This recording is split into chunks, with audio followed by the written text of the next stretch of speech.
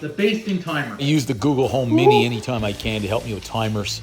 It's like having a personal assistant right there. Done. Woo. Now, no matter how hard I try, I cannot make these Greek-style lemon potatoes as good as my dad.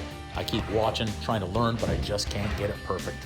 Maybe if we're fortunate, he's gonna pipe in with a nice little comment here on how to improve these roast potatoes. Got our potatoes in. Should have a bigger roasting. This is lemon water I'm adding back in. Excellent. Good. Season. Pepper. Salt. Oregano. Done. Goes in. Nice. Nice roast lemon potatoes.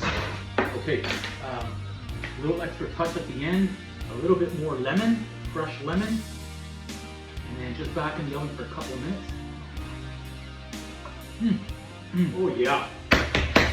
Boom! Greek style roast lemon potatoes, salt, pepper, oregano, fresh lemon juice. You've got a great roast potato to go along with your turkey for Thanksgiving or Christmas. Give this easy recipe a try. And please also remember to subscribe my channel, follow my channel. Oh.